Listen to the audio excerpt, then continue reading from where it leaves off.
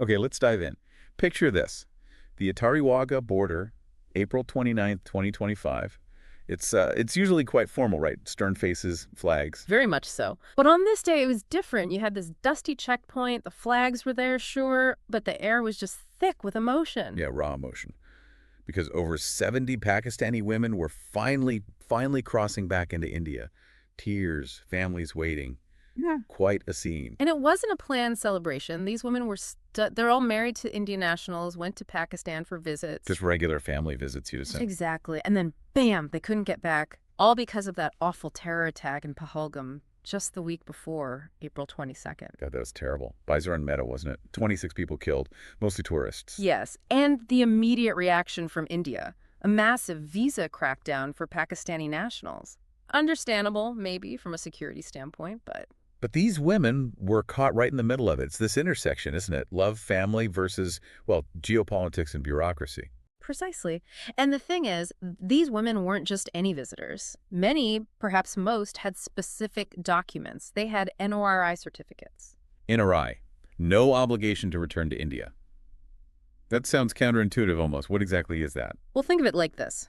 It's issued by India's Ministry of External Affairs, mostly to Pakistani or Bangladeshi nationals who are married to Indians but haven't got citizenship yet. Okay.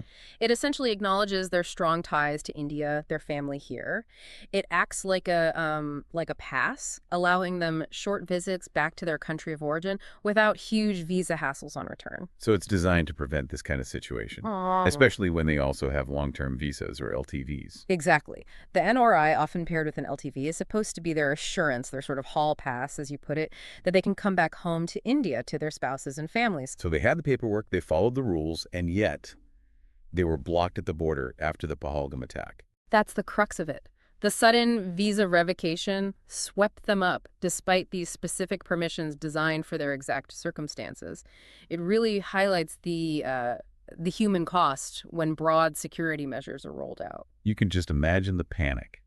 One minute you're visiting your parents, the next you're stranded, and the documents that basically define your life in India seem worthless. It must have been terrifying. The information we've seen points to just sheer confusion and anxiety. Families in India waiting, desperate for news, the women stuck in limbo. And we heard about some specific stories, didn't we? Yeah. Like Dr. Vikram Udasi. Yes, apparently he camped out near the border for days just waiting for his wife, Priya, and their son. He later said her long-term visa was their golden ticket back. Shows how vital that LTV became. And Rishi Kumar, waiting for Savita and their twins. That was even more complicated initially, wasn't it? It sounds like it. Reports suggested Pakistani authorities initially said only the kids could cross because they had Indian passports. Imagine that conversation. Oh, awful. Separating a mother from her young kids at a border checkpoint.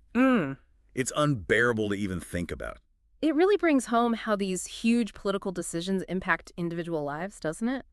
Savita apparently said something about the border gods throwing a tantrum. You feel the frustration, but also the immense relief when they finally got through. Yeah, that mix of emotions. And there was another woman, Asma. She joked about bribing someone with her mother's kebabs. Yeah. Even in the humor, you sense the underlying stress, the sheer absurdity and difficulty of the bureaucratic mess they faced. They had the NORI, the LTV, everything they were supposed to have. So what actually broke the deadlock for this group? Because they did eventually get across. It seems like after several days of, well, intense back-channel talks, presumably, diplomatic negotiations that we rarely get details on, an exception was made specifically for those holding both NRI certificates and LTVs. That's significant, a specific carve-out. It is, and there are suggestions that a Pakistani politician, Ramesh Singh Arora, might have played a key role. Ooh, how so? Reportedly, he personally raised the issue with the Pakistani government, advocating for these women. Whether it was solely his intervention or part of a larger reassessment, we don't know for sure, but it represents a moment of, well, cooperation, or at least problem-solving, right in the middle of escalating tensions. Absolutely. A rare moment given everything else that was happening. It shows that sometimes human concerns can push through the political noise. And we need to remember that wider context. The Pahalgam attack didn't just lead to visa issues. India suspended the Indus Waters Treaty. That's huge. Massive potential consequences there. And the Attari border itself was shut for trade. Right, suddenly impacting prices of things like dry fruits, hitting businesses on both sides. It wasn't just about moving of people. No, it was a broader freeze. Bans on specific YouTube channels, Indian Airlines barred from Pakistani airspace, Pakistani Airlines from Indian airspace, a whole raft of measures. It connects the big geopolitical moves right down to, well, the price of almonds, but more importantly, to separated families. And not everyone caught up in this had a resolution on April 29th. The story isn't entirely neat. No, definitely not. There was the mention of Maria Bibi, a pregnant Pakistani Christian woman in Gurdaspur. Her visa situation sounded precarious right up to the wire.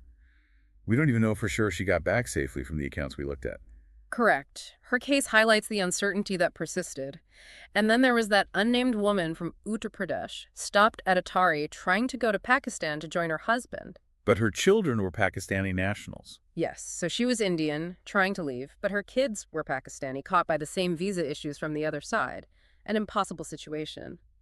These cases show the bluntness of broad policy. Yeah, they really ram home that these weren't isolated incidents. While those 70-plus women returning was a huge relief for them, it was part of a much bigger, messier picture. And the numbers involved just after the visa revocation tell a story too. Over 500 Pakistani nationals left India. About 850 Indians came back from Pakistan. That's a lot of lives disrupted very quickly. So the Attari border, it remains this focal point, this symbol. These women are home, thankfully, but the underlying issues, the tensions, they haven't gone away. Not at all. And it leaves you with that really difficult question, doesn't it? How do countries balance genuine, serious national security needs after something like Pahalgam?